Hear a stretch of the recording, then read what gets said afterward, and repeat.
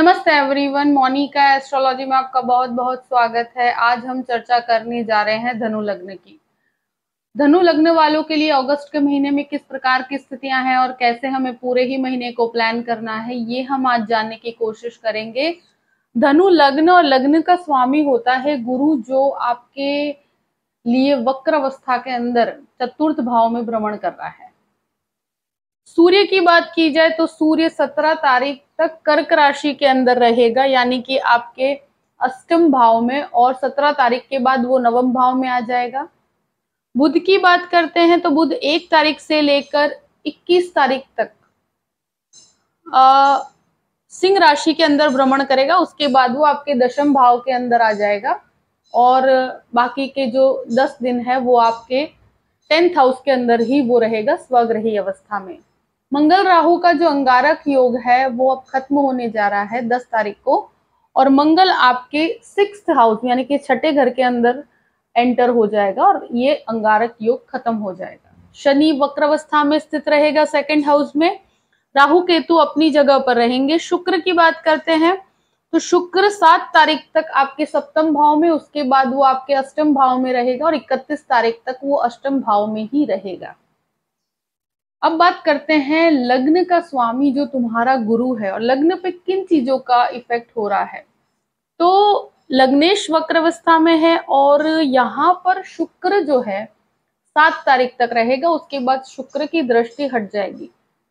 तो मुख्य रूप से देखा जाए तो वक्र अवस्था के अंदर जुपिटर, अगर आपके हॉरोस्कोप में बाय बॉर्न जब आप जन्म हुआ तब वक्र अवस्था में था, तो इसके आपको बहुत ही पॉजिटिव रिजल्ट्स प्राप्त होंगे। जो कार्य काफी समय से अटक रहे हैं उनको संपन्नता की ओर लेकर जाता है। चीजों में जो काफी समय से आप चाह रहे हैं कि प्रमोशन है या कोई नई अपॉर्चुनिटी का आप इंतजार कर रहे हैं या उसके लिए आपने कोशिश कर रहे हैं, तो ये समय आपको पूर्ण रूप से सफलता प्रदान करवाता है। लग्नेश की स्थिति बहुत ही अच्छी और स्ट्रॉन्ग पोजीशन है। तो जो जो चीजें अभी तक आपने मेहनत की है तो इसका आपको रिटर्न मिलना अब शुरू होगा। और यहाँ पर क्या होता है कि आपका परफॉर्मेंस काफी स्ट्रॉन्ग रहेगा और ज्ञान के ऊपर, आप ज्ञान के बेस के ऊपर आप आगे बढ़ेंगे। उसमें आपकी वाणी का भी बहुत बड़ा रोल रहेगा। तो जो जो टीचिंग प्रोफेशन के अंदर है उन लोगों के लिए तो बहुत ही एक्सीलेंट स्थिति है ये।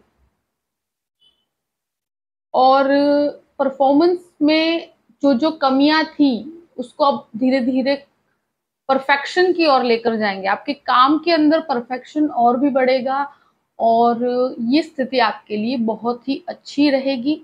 शुक्र 7 तारीख तक आपके लग्न को देखता है तो और भी ज्यादा ये आपको,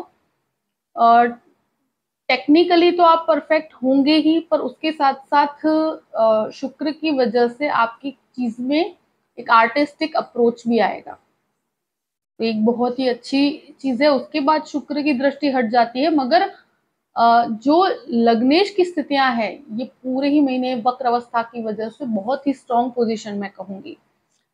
2nd हाउस की बात करते हैं। द्वितीय भाव में शनि जो है वक्र अवस्था में है और सूर्य आपके अष्टम भाव में रहेगा मुख्य रूप से 17 तारीख तक और शुक्र के साथ रहेगा, तो ये आपके द्वितीय स्थान को देखेगा। तो यहाँ पर घर परिवार की बात की जाए तो गृहस्थ जीवन, यहाँ की फैमिली लाइफ की बात करती हूँ मैं, तो वहां थोड़ा वाणी के ऊपर संयम बना के रखिएगा 17 तारीख तक।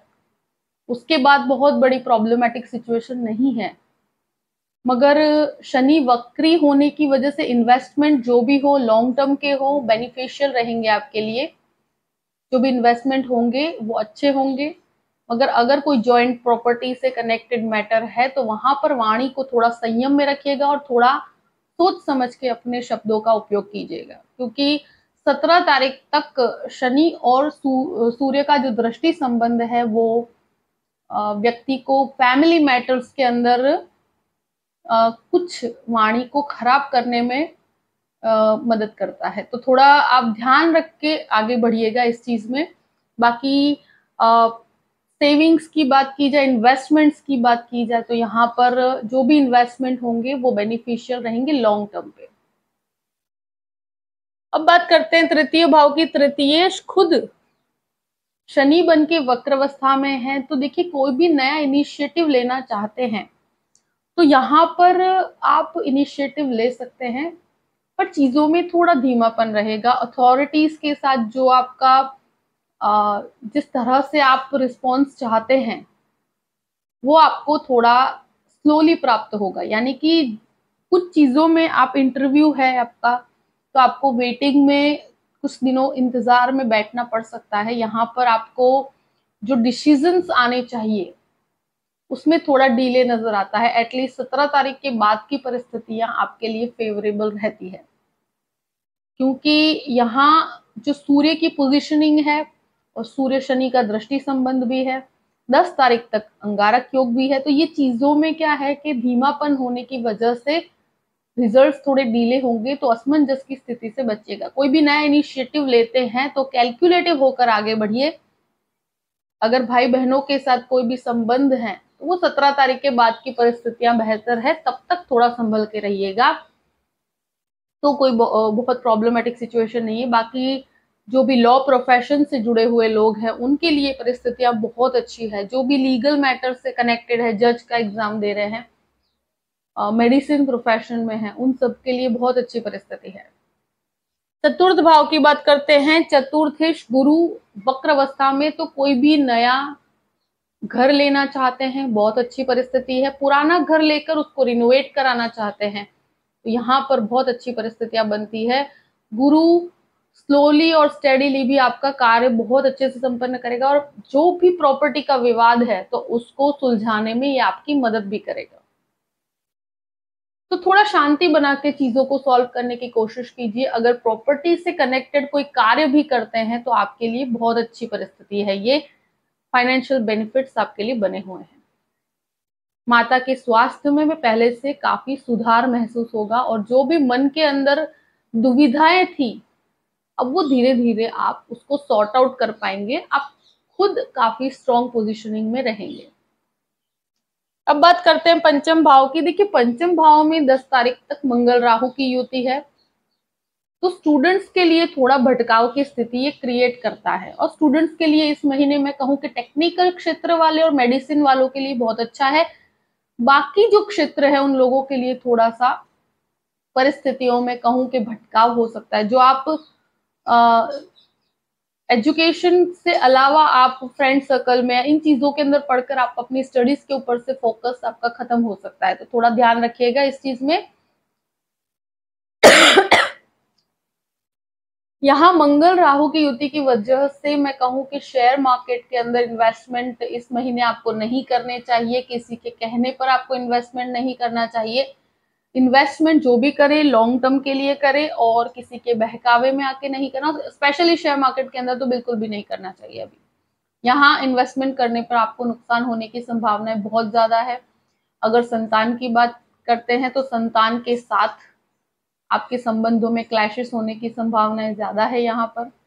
और अगर संतान प्राप्ति की भी इच्छा रखते हैं तो भी आपको हेल्थ को बहुत संभल के चलना पड़ेगा, क्योंकि यहाँ अंगारक योग बनता है तो ब्लड से कनेक्टेड इश्यूज हो सकते हैं। तो अभी यहाँ बहुत आप कहीं बाहर न जाएं, अपने स्वास्थ्य का पूर्ण रूप से ध्यान रखिए, तो कोई प्रॉब्लमेटिक सिचुएशन नहीं है। 10 तारीख तक भी, 10 तारीख के बाद भी जो मंगल की पोजीशनिंग 6th हाउस में है तो हेल्थ को लेकर थोड़ा सा आपको ध्यान रखना चाहिए।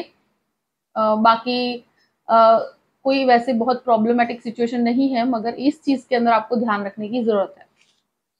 6th हाउस की बात करें, 6th हाउस का अधिपति 7 तारीख तक तो आपके सप्तम भाव में, उसके बाद आपके अष्टम भाव में। देखिए एक तरह से मंगल यहाँ 10 तारीख के बाद एंटर होता है, तो यहाँ कोई भी प्रकार का लोन लेते हैं, क्योंकि लोन की जो परिस्थितियां हैं मैं कहूँ कि थोड़ा सोच समझ के लेना चाहिए। क्योंकि कुछ वेस्टफुल एक्सपेंसेस के लिए अगर लोन लेते हैं तो थोड़ा यहाँ ध्यान रखने की जरूरत है। जब भी 6th हाउस के अंदर मंगल इस तरह के भ्रमण में होता है, इंसान कुछ इन्वेस्टमेंट इस प्रकार के कर देता है, उसके लिए लोन ले लेता है, तो थोड़ा लोन सोच समझ के और कैलकुलेटिव होकर लीजिएगा, क्योंकि गलती होने की संभावनाएं बहुत ज्यादा है। तो अगर आप 2 या 3 जन की एडवाइस लेकर कार्य करेंगे तो फिर कोई प्रॉब्लमेटिक सिचुएशन नहीं है, खुद से आप मत लीजिएगा। दूसरी चीज के यहाँ पर जो मंगल की परिस्थिति है हेल्थ को, और स्पेशली आपको ब्लड प्रेशर संबंधित समस्याएं, किडनी डिसीज, अगर आपको कोई भी प्रकार का ऐसे सिचुएशन में परेशानी हो सकती है तो थोड़ा स्वास्थ्य को ध्यान में रख के आप आगे भी बढ़िए। जैसे बहुत डरने वाली बात नहीं, मगर जब इससे शुक्र के अंदर मंगल होता है तो डायबिटीज है, ब्लड प्रेशर है, इन्फेक्शंस लगना, ये चीजें आपको महसूस हो पाएगी। बाकी शत्रु आप पर हावी नहीं हो पाएंगे, फिर भी हेल्थ को अवॉइड न किया जाए तो अच्छा है। 7th हाउस की बात करते हैं। सप्तमेश जो है 9th हाउस में है और उसके बाद 10th हाउस में चला जाएगा, तो ये एक बिजनेस पॉइंट ऑफ व्यू से बहुत अच्छा समय है। 17 तारीख के बाद जब सूर्य और बुध की युति बनती है, जो कोई बहुत इंपॉर्टेंट डिसीजन है 17 से 20 के बीच में लेते हैं तो बहुत अच्छा है, क्योंकि वहां बुधादित्य योग बनता है। बिजनेस रिलेटेड कोई भी पार्टनरशिप करना चाहते हैं तो वो 17 तारीख के बाद किया जाए तो और भी अच्छा है। तो 17 से 20 तक के समय में कोई भी पार्टनरशिप करते हैं, कोई बड़ा डिसीजन लेते हैं तो आपको बेनिफिट उसका प्राप्त ज्यादा होगा। और यहाँ पर पत्नी के साथ भी जो संबंध काफी समय से डिस्प्यूटेड थे, अब उसमें धीरे धीरे सॉर्ट आउट होना शुरू होगा। यानी कि जो चीजें आपकी डिस्प्यूट थी, छोटे छोटे क्लैशेस थे, अब उसमें सुधार की संभावनाएं बनती है और एक कॉम्प्रोमाइजिंग पोजीशन होगी, एक दूसरे को आप समझना शुरू करेंगे, जो भी प्रॉब्लम्स थी उसको आप सॉर्ट आउट कर पाएंगे। तो पहले से अगर जॉब करते हैं या बिजनेस करते हैं, तो जॉइंट के अंदर बिजनेस करते हैं तो बहुत अच्छा है, बिजनेस पार्टनरशिप के लिए भी बहुत अच्छा है। 8th हाउस की बात करते हैं। 8th हाउस के अंदर सबसे ज्यादा ग्रह अभी शुक्र, सूर्य, आपको यहाँ पर 7 तारीख के बाद शुक्र रहेगा और सूर्य भी 17 तारीख तक यहाँ पर ही है, शनि के साथ दृष्टि संबंध में है। तो देखिए मन में काफी चिंता और रिसर्च के अंदर ये आपको काफी डेप्थ तक लेकर जाता है। मेडिसिन का रिसर्च हो सकता है या आईटी प्रोफेशन वालों के लिए रिसर्च हो सकता है, लीगल रिसर्च भी हो सकता है। तो इन चीजों में आपको काफी हेल्प करेगा। मगर सूर्य 17 तारीख तक मैं कहूं कि जो रिजल्ट आपको चाहिए, जो भाग्य का सपोर्ट आपको चाहिए, वो 17 तारीख के बाद ज्यादा जनरेट होता है। तब तक आपको थोड़ा संघर्ष करने की स्थिति हो सकती है। 9th हाउस की बात करते हैं। 9th हाउस में बुध सिंह राशि में और सूर्य, बुध का बुधादित्य योग 17 से 20 तक रहेगा। उसके बाद बुध आपके 10th हाउस में जाएगा। तो पिता के साथ कोई भी बिजनेस करते हैं तो उसमें आपको इम्प्रूवमेंट महसूस हो पाएगा और जो चीजें उनके साथ क्लैशेस हो रहे थे, अब वो 17 तारीख के बाद और भी अच्छे से क्लैशेस क्लियर हो जाएंगे और आपके अंदर वो एक जो कार्य करने की क्षमता है उसमें वृद्धि होती है।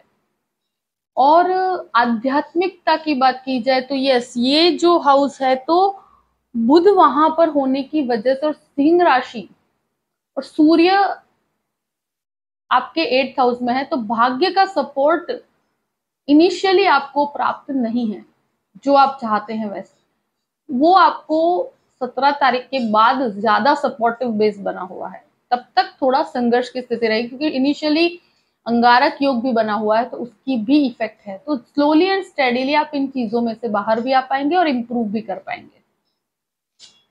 अब बात करते हैं दशम भाव की। 10th हाउस का अधिपति बुध है जो आपके 9th हाउस में। तो जो कर्म है वो कहीं ना कहीं आपके भाग्य के साथ जुड़ा हुआ है और भाग्येश का सपोर्ट भी आपको स्लोली स्लोली प्राप्त होना शुरू होगा, क्योंकि 17 तारीख के बाद सूर्य स्वगृही और 20 तारीख के बाद यहाँ बुध स्वगृही अवस्था में, गुरु स्वगृही अवस्था में। मगर एक चीज देखा है मैंने कि बुध के साथ गुरु का ट्यूनिंग इतना ज्यादा बैठ नहीं पाता। फिर भी मैं कहूँ कि कंसल्टिंग या लोगों से जुड़कर जो कोई समस्याओं का समाधान करना होता है, तो वहां पर जहां जहां इंट्यूशंस के साथ कार्य करना होता है, लोगों की समस्याओं का समाधान कैसे के, जैसे आज एचआर है या कोई भी लीगल प्रोफेशन का कंसल्टिंग करने वाले लोग हैं, उनके लिए बहुत ही एक्सीलेंट परिस्थिति है ये। एक तरह से मैं कहूँ कि ये जो परिस्थिति 20 तारीख के बाद बनती है वो बैंकिंग सेक्टर वालों के लिए बहुत ही अच्छी है, इवन एस्ट्रोलॉजी सीखने वालों के लिए भी बहुत अच्छी है, और कोई भी कंसल्टिंग रिलेटेड कार्य करते हैं उनको बहुत अच्छे रिजल्ट्स प्राप्त करवाएगी। और तब तक भाग्य और कर्म यानी कि कर्म को ज्यादा स्ट्रॉन्ग बनाने की आप कोशिश कीजिए। बाकी टीचिंग सेक्टर वालों के लिए भी बहुत अच्छी परिस्थिति है ये। अब बात करते हैं आपके 11th हाउस की। 11th हाउस का अधिपति शुक्र है, केतु ऑलरेडी वहां पर है, और शनि की दृष्टि पर भी यहाँ पर पड़ती है, जो आपको बहुत ही अनएक्सपेक्टेडली काफी अच्छे गेन्स भी देती है।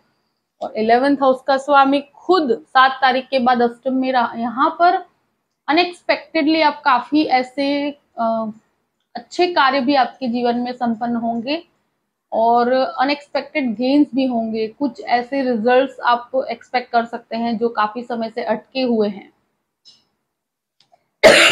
और केतु यहाँ आपके जो सर्कल है उसमें बढ़ोतरी करता है और लोगों के साथ आपको जोड़ता है।